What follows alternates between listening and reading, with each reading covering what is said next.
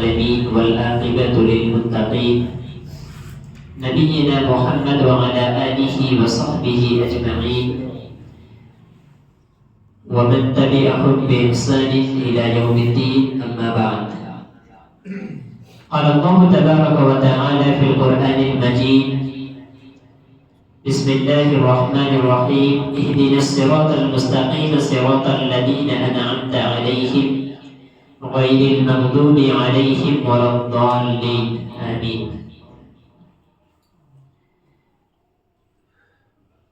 اس سے پہلے کے درس میں مالک یوم الدین ایاک نعبد و ایاک نستعین کی معنی و تفسیر بیان کیا گیا تھا. آج کے درس میں اس آیت کریمہ کے مفہوم کو بتایا جائے گا. اللہ تبارک و تعالی فرماتا ہے اہدنا الصراط المستقیم. اے اللہ ہمیں سیدھے راستے پر چلا. اللہ تعالی یہاں پر امر کا صیغہ استعمال کرتا ہے جو حکم کے لیے آتا ہے. یعنی ایک انسان جب اللہ تبارک و تعالی سے کچھ مانگے تو اللہ سے اس طریقے سے مانگے کہ پورے حق کے ساتھ اور امید کے ساتھ کہ اللہ تبارک و تعالی وہ چیز ہمیں عطا کرے گا. بعض لوگ کہتے ہیں اللہ اگر تو چاہے تو ہمیں یہ عطا کر دے. بعض اس طریقے سے کہتے ہیں کہ اللہ ہم اس قابل تو نہیں, ہم گنہگار بندے اس لائق تو نہیں, لیکن اگر تو چاہے تو ہمیں یہ عطا کر دے. لیکن یاد رکھیں اللہ کے خزانوں میں کوئی کمی نہیں ہے. تو جو بھی چیز اللہ سے مانگنی ہو وہ مکمل یقین کے ساتھ اللہ تبارک و تعالی سے مانگے. کہے اللہ تو مجھے یہ چیز عطا کر دے.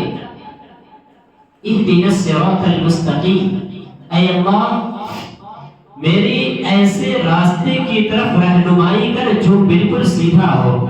الصراط راستے کے معنی میں مستقیم کہتے ہیں ایک ایسے راستے کو جو بالکل سیدھا ہو, اس میں کوئی عوج, کوئی ٹیڑھاپن, اس کے اندر ایسی کوئی چیز نہیں ہو. تو اور یہ صراط المستقیم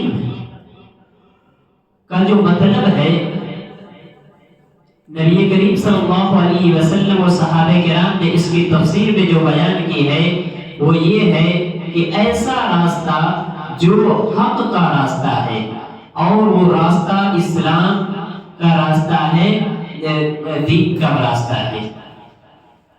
اسی کے متعلق یہاں پر اللہ تبارک و تعالی سے دعا کی گئی اہدنا الصراط المستقیم صراط الذین انعمت علیہم. وہ راستہ, دین کا وہ طریقہ جس پر تو نے انعام کیا. کون سا راستہ ہے جس پر اللہ تبارک و تعالی نے انعام کیا؟ اس آیت کی تفسیر خود قرآن ہی کی ایک آیت کر رہی ہے.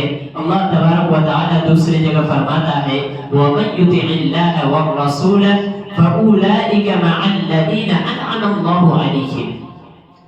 کہ جو لوگ اللہ اور اس کے رسول کی اطاعت کرتے ہیں فَأُولَئِكَ مَعَهُمُ الَّذِينَ أَنْعَمَ اللَّهُ عَلَيْهِمْ. یہی وہ لوگ ہیں جن پر اللہ تبارک و تعالی نے انعام کیا ہے. مطلب کیا ہے اہدنا الصراط المستقیم کہ اے اللہ ہمیں اپنی اور رسول کی اطاعت کی توفیق عطا فرما. ہمیں اطاعت کے راستے پر چلنے کی توفیق عطا فرما, کیونکہ اللہ نے انہی لوگوں پر انعام کیا ہے جو اللہ اور اس کے رسول کی اطاعت کرتے ہیں, ان کی اطاعت کرتے ہیں. اسی طریقے سے اللہ تبارک و تعالی دوسری آیت میں فرماتا وَمَن يُطِعِ اللَّهَ وَالرَّسُولَ فَأُولَئِكَ مَعَ الَّذِينَ أَنْعَمَ اللَّهُ عَلَيْهِمْ. کہ جو لوگ اللہ اور اس کے رسول کی اطاعت کرتے ہیں اللہ تعالی نے یہی وہ لوگ ہیں جن پر اللہ نے انعام کیا. مزید اللہ تبارک و تعالی فرماتا ہے من النبیین والصدیقین والشہداء وہ کن لوگوں کا راستہ ہے؟ وہ کون لوگ ہیں جن پر اللہ نے انعام کیا، اور وہ کون لوگ ہیں جنہوں نے اللہ اور اس کے رسول کی اطاعت کی، جن کے راستے پر ہم چلنے کی اللہ سے دعا کرتے ہیں؟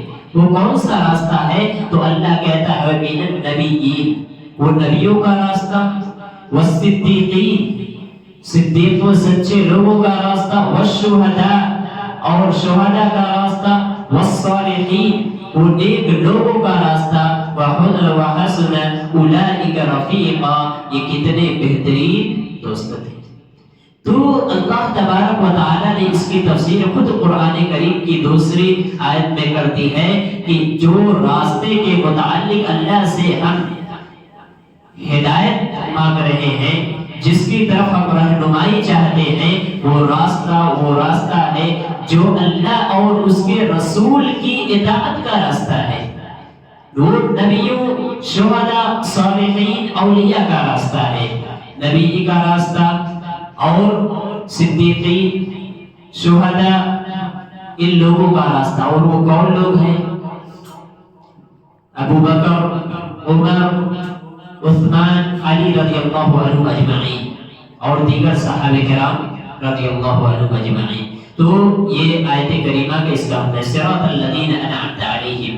اور جہاں ہم نے اللہ سے ہدایت مانگی، وہیں پر ہمیں یہ بھی دعا سکھلائی گئی کہ ہم اللہ تبارک و تعالی سے جب ہم کسی نیکی کا راستہ اختیار کرنے کی توفیق مانگے، وہی ہمیں اللہ سے اس بات کی پناہ بھی مانگنی ہے کہ ہم اس کے علاوہ جو گمراہ راستے ہیں، جو لوگ گمراہ ہو گئے ہیں، جن پر اللہ کا غضب نازل ہوا ہے، ہم ان سے اللہ سے پناہ مانگے۔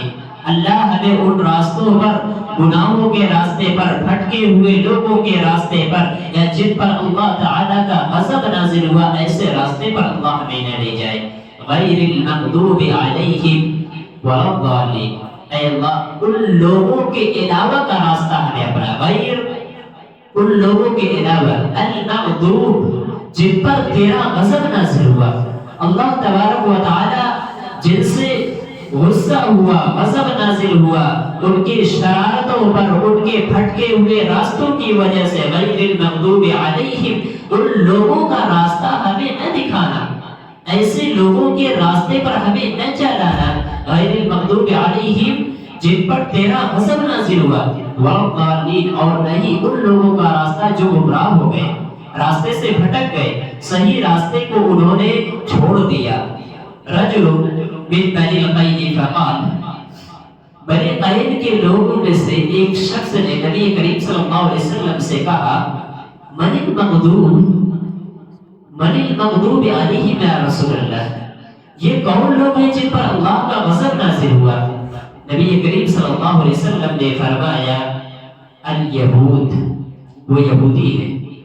یعنی یہ آیت کریمہ جس میں ان لوگوں سے، ان لوگوں کے راستے سے پناہ مانگی گئی ہے کہ ان لوگوں کے راستے پر نہ چلا، وہ یہودیوں کا راستہ ہے۔ والضالین، ومن هم الضالون، کون لوگ ہیں جو گمراہ ہو گئے؟ نبی کریم صلی اللہ علیہ وسلم نے فرمایا النصارى، وہ نصارہ ہے۔ تو یہ دو آیت کریمہ میں جس پہ یہ کہا گیا ہے کہ اے اللہ مجھے ان لوگوں کے راستے پر نہ چلا جن پر تیرا غضب نازل ہوا، اور جو لوگ گمراہ ہو گئے، وہ دونوں کے بارے میں نبی کریم صلی اللہ علیہ وسلم نے فرمایا وہ یہود و نصارہ ہیں۔ جب یہ آیت کریمہ انسان پڑھتا ہے، اس کے بعد کہتا ہے آمین، جیسا کہ نبی کریم صلی اللہ علیہ وسلم کی حدیث ان رسول اللہ صلی اللہ علیہ وسلم قال اذا امن الامام فامنوا، جب امام یہ سورہ فاتحہ کے بعد آمین کہتا ہے، فامنوا، تو تم بھی آمین کہو۔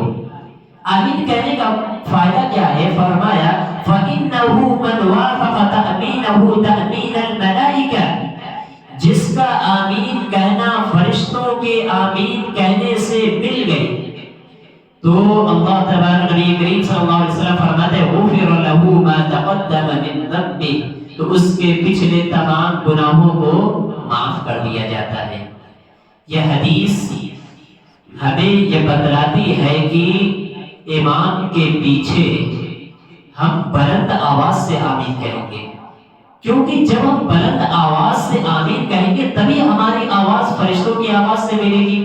اور نبی کریم صلی اللہ علیہ وسلم فرماتے ہیں اذا وافق الآمین اذا وافق تأمینہ، جس کا آمین کہنا فرشتوں کے آمین کہنے سے مل جائے، اس کی موافقت کر جائے، غفر لہ ما تقدم من ذنبہ، تو اس کے تمام گناہوں کو معاف کر دیے جاتے ہیں۔ اسی طریقے سے یہ آیت کریمہ جو یہود و نصارہ کے بارے میں نازل ہوئی، یہودیوں کو معلوم تھا کہ یہ آیت کریمہ جس میں ایک مسلمان ہر نماز میں جس راستے سے پناہ مانگتا ہے وہ ہمیں لوگوں کا راستہ ہے۔ تو جب صحابہ کرام آمین کہا کرتے تھے، وہ ان کے اندر جلن پیدا ہوا کرتی تھی، وہ جلتے تھے اس بات سے، جیسا کہ حدیث میں ہے، سنن ابن ماجہ کی روایت، حدیث کے راویہ عائشہ رضی اللہ عنہا فرماتے ہیں ما حسدتكم اليهود على شيء ما حسدتكم على الملائكة على السلام والتأمين، کہ یہ یہود تم سے کسی بات پر اتنا حسد نہیں کرتے، کسی بات پر اتنا جلن نہیں ہوتی انہیں جتنا اس بات سے ہوتی ہے کہ تم جب آمین کہتے ہو اور سلام کو عام کرتے ہو، تم لوگوں میں سلام پھیلاتے ہو، اس بات سے انہیں حسد ہوتی ہے، جلن ہوتی ہے، اور جب تم آمین کہتے ہو اس بات سے جلن ہوتی ہے۔ معلوم ہوا کہ صحابہ کرام رضی اللہ عنہ بلند آواز سے آمین کہا کرتے تھے، تبھی تو یہودیوں کو معلوم تھا، وہ اسلام تو سیکھنے آتے نہیں تھے کہ وہ جانیں گے کہ کون آمین کہتا ہے نہیں کہتا ہے۔ معلوم کیا ہوا کہ صحابہ کرام بلند آواز سے امام کے پیچھے آمین کہا کرتے تھے۔ اور یہ حدیث ایک یہ بھی بتا رہی ہے کہ جو لوگ آمین سے حسد کرتے ہیں، جلتے ہیں امام کے پیچھے آمین کہنے سے، ہم یہ تو نہیں کہہ سکتے کہ وہ یہودی ہے، لیکن یہودیوں کے روش پر ضرور ہے، کیونکہ یہ یہودیوں کا طریقہ ہے۔ نبی کریم صلی اللہ علیہ وسلم نے جو بیان کیا، آمین سے جلنا، حسد کرنا، یہ یہودیوں کا طریقہ ہے کہ ایک انسان دعا کر رہا ہے اور ان کے راستے سے پناہ مانگ رہا ہے، اور جب آمین کہہ رہا ہے تو ان کو جلن ہو رہی ہے یہودیوں کو۔ تو یہ یہودیوں کا طریقہ تھا، اور جو لوگ یہ ایسا کرتے ہیں وہ بھی اسی کے روش کو اختیار کر رہے ہیں۔ تو یہ مکمل سورہ فاتحہ کا معنی، مفہوم و تفسیر میں نے 3 دروس میں آپ کے سامنے بیان کیا۔ الہ العالمین سے دعا ہے رب العالمین ہم تمام مسلمانوں کو اس کی توفیق عطا فرما، اور ہمیں اس پر